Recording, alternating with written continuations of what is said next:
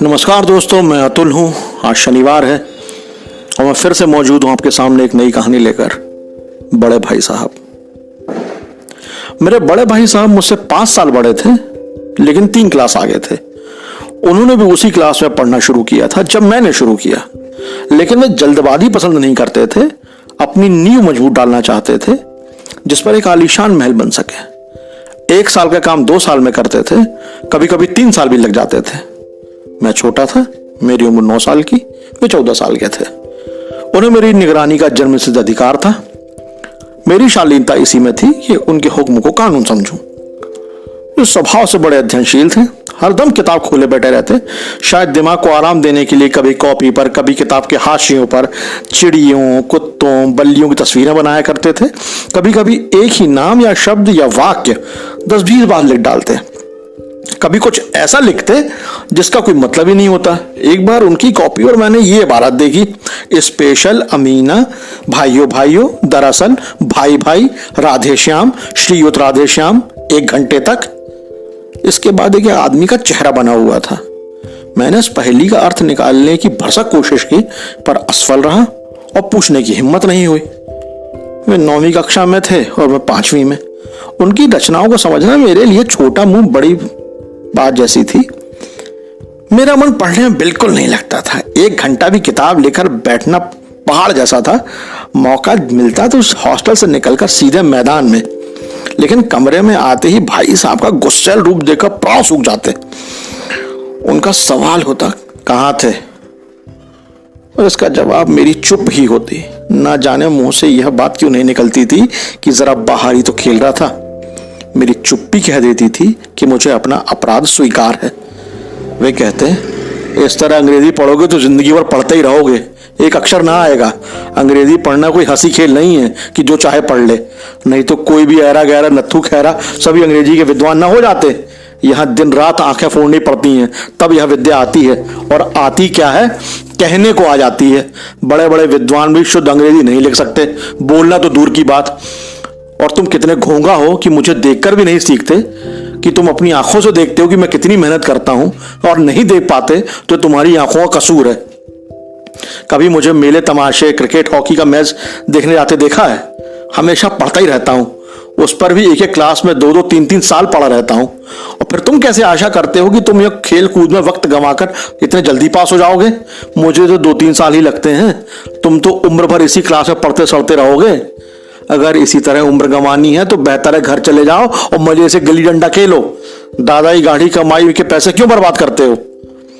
यह सब सुनकर मैं रोने लगता। भाई साहब उपदेश की कला में निमुड़ते, ऐसी ऐसी बातें कहते कि जिगर के टुकड़े टुकड़े हो जाते। मुझे अपना मूर्ख रहना मंजूर था, लेकिन उनके जितनी मेहनत से तो मुझे चक्कर आ जाता था। टाइम टेबल बनाया जिसमें से खेल की मद नज़ारत रखी। सुबह उठना, 6 बजे मुंह हाथ धोकर नाश्ता करके पढ़ने बैठ जाना। सुबह 6 से 8 तक अंग्रेजी, 8 से 9 तक हिसाब, 9 से 9:30 तक इतिहास, फिर खाना, फिर स्कूल। 3:30 बजे स्कूल से वापस होकर आधा घंटा आराम, फिर 4 से 5 तक भूगोल, 5 से 6 तक ग्रामर, आधा घंटा हॉस्टल के सामने टहलना, 6:30 से 7 तक अंग्रेजी कंपोजिशन, फिर खाना खाकर 8 से 9 तक अनुवाद, 9 से 10 तक हिंदी, 10 से 11 तक अन्य विषय, फिर सोना। टाइम टेबल बना लेना एक अलग बात है, उस पर अमल करना दूसरी बात। पहले ही दिन से टाइम टेबल की धज्जियां उड़ जाती। मैदान की सुखद हरियाली, हवा के हल्के हल्के झोंके, फुटबॉल की उछल कूद, कबड्डी के विदाओं पैच, वॉलीबॉल की वह तेजी मुझे अज्ञात और अनिवार्य रूप से वहां पर खींच कर ले जाती। और वहां जाते ही मैं सब कुछ भूल जाता। सालाना इम्तिहान आ गए।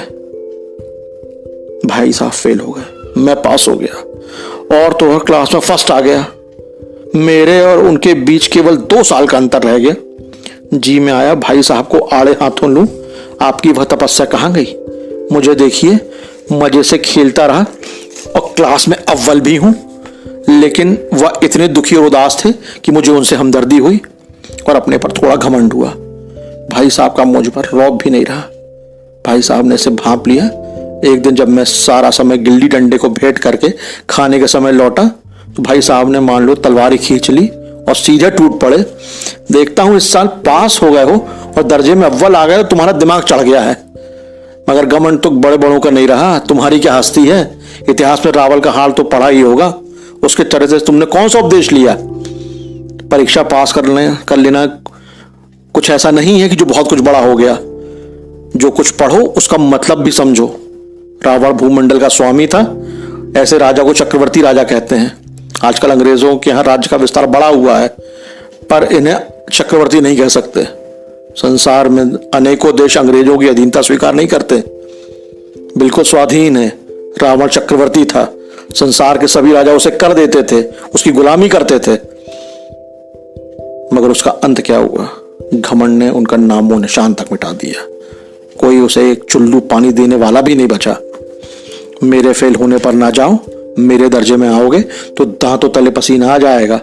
जब अलजेब्रा और ज्योमेट्री के लोहे के चने चबाने पड़ेंगे और इंग्लिस्तान का इतिहास पढ़ना पड़ेगा तब समझ में आएगा। बादशाहों के नाम याद रखना आसान नहीं है। 8 हेनरी हुए हैं, कौन सा कांड किस हेनरी के समय हुआ यह याद कर लेना आसान समझते हो। हेनरी 7वें की जगह हेनरी 8वां लिखा और सब नंबर गायब। दर्जनों तो जेम्स हुए हैं, दर्जनों विलियम, कई चार्ल्स। दिमाग चक्कर खाने लगता है। ज्योमेट्री में आबाजा की जगह आजाबा लिख दिया तो सारे नंबर कट। फिर परीक्षा हुई, मैं फिर पास हो गया। भाई साहब फिर फेल हो गए। मैंने बहुत मेहनत ना की थी, पर ना जाने क्लास में फर्स्ट कैसे आ गया। भाई साहब ने जान लगा दी थी, कोर्स का एक एक शब्द चाट गए थे, मगर बेचारे फेल हो गए। मुझे उन पर दया आती थी। उन्हें नतीजा सुनाया तो वे रो पड़े, मैं भी रोने लगा। मेरे पास होने वाली खुशी आधी रह गई। मैं फेल हो गया होता तो भाई साहब का इतना दुख ना होता, लेकिन होने ही कौन टाले। मेरे और भाई साहब के बीच अब केवल एक दर्जे का अंतर रह गया था। अब भाई साहब कुछ नर्म पड़ गए थे। कई बार मुझे डांटने का अवसर पाकर भी उन्होंने धीरज से काम लिया। वे अब समझने लगे थे कि उन्हें डांटने का अधिकार अब नहीं रहा, या रहा तो बहुत कम। अब मुझे कनकौवे यानी पतंग उड़ाने का नया शौक पैदा हो गया। भाई साहब का अदब करता था तो उनकी नजरें तो बचाकर पतंग उड़ाता था। मांझा बनाना, कन्ने बांधना, टूर्नामेंट की तैयारी करना, अब ये सब समस्याएं बिल्कुल गुप्त तरीके से की जाती थी। एक दिन शाम को मैं पतंग लूटने के लिए बेतहाशा दौड़ा जा रहा था, तभी भाई साहब से मेरी मुठभेड़ हो गई। उन्होंने वहीं मेरा हाथ पकड़ लिया और गुस्से से बोले, इन बाजारी लौंडों के साथ क्या धेले के कनकौए को उड़ाते, तुम्हें शर्म नहीं आती। तुम्हें इसका कुछ लिहाज है कि भी नहीं कि अब नीची जमात में नहीं हो, 8वीं में आ गए हो और मुझसे केवल एक दर्जा नीचे हो। आखिर आदमी को कुछ तो अपनी पोजीशन का ख्याल रखना चाहिए। एक जमाना था कि लोग 8वीं दर्जा पर पास करके नायब तहसीलदार हो जाते थे। मैं कितने ही ऐसे मिडिलचियों को जानता हूं जो आज अव्वल दर्जे के डिप्टी मजिस्ट्रेट और सुपरिटेंडेंट हैं, और तुम उसी 8वें दर्जे में आकर बाजारी लौंडों के साथ कनकौवे के लिए दौड़ रहे हो। मुझे तुम्हारी इस कम अकली पर दुख होता है। तुम अपने दिल में समझते होगे कि भाई साहब से महज एक दर्जा नीचे हूं, अब उन्हें मुझे कुछ कहने का हक नहीं है, लेकिन यह तुम्हारी गलती है। आज अगर तुम चाहे मेरी जमात में ही आ जाओ और परीक्षकों का यही हाल रहा तो अगले साल तुम मेरी बराबरी पर ही आ जाओगे और शायद एक साल बाद तुम आगे निकल जाओ। लेकिन मुझ में और तुम में जो 5 साल का अंतर है उसे तुम क्या खुदा भी नहीं मिटा सकता। मैं तुमसे 5 साल बड़ा हूं और हमेशा रहूंगा। मुझे दुनिया का और जिंदगी का जो तजुर्बा है तुम उसकी बराबरी नहीं कर सकते, चाहे तो MA, DLET, PhD ही क्यों ना हो जाओ। अम्मा ने कोई दर्जा पास नहीं किया, दादा भी शायद 5वीं जमात के ही आगे नहीं गए, लेकिन हम दोनों चाहें दुनिया की सारी विद्या पढ़ लें, दादा और अम्मा को हमें समझाने और सुधारने का अधिकार हमेशा रहेगा। केवल इसलिए नहीं कि वे हमारे जन्मदाता हैं, बल्कि इसलिए कि उन्हें दुनिया का हमसे ज्यादा तजुर्बा है और हमेशा रहेगा। इतिहास विज्ञान की बड़ी बातें चाहे उन्हें न पता हो, लेकिन हजारों ऐसी बातें हैं जिनका ज्ञान उन्हें हमसे और तुमसे ज्यादा है। भगवान न करे आज मैं बीमार हो जाऊं तो तुम्हारे हाथ पांव फूल जाएंगे। दादा को ताड़ देने के सिवा तुम्हारे पास कोई रास्ता ना बचेगा। लेकिन तुम्हारी जगह पर दादा हो तो ना किसी को ताड़ दें ना घबराएं, पहले खुद मर्ज पहचान कर इलाज करेंगे, उसमें सफल ना हुए तो किसी डॉक्टर को बुलाएंगे। बीमारी तो खैर बड़ी चीज है, हम तुम तो इतना भी नहीं जानते कि महीने भर का खर्च कैसे चलता है। जो कुछ दादा भेजते हैं हम लोग उसे 20-22 तक खर्च कर डालते हैं और फिर पैसे पैसे को मोहताज हो जाते हैं। आज हम लोग जितना खर्च कर रहे हैं उसके आधे में दादा ने एक कुटुंब को पाला पोसा जिसमें सब मिलाकर 9 आदमी थे। तो भाईजान, यह दिल से निकाल डालो कि तुम मेरे समीप आ गए और स्वतंत्र हो। मेरे देखते तुम बेराह नहीं चल पाओगे, और अगर तुम यूं ना मानोगे तो मैं थप्पड़ का प्रयोग भी कर सकता हूं।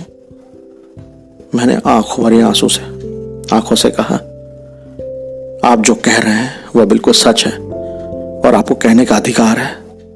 भाई साहब ने मुझे गले लगा लिया और बोले, पता उड़ाने को मना नहीं करता, मेरा भी जी ललचाता है, लेकिन क्या करूं, खुद बेराह चलूं तो तुम्हारी रक्षा कैसे करूं?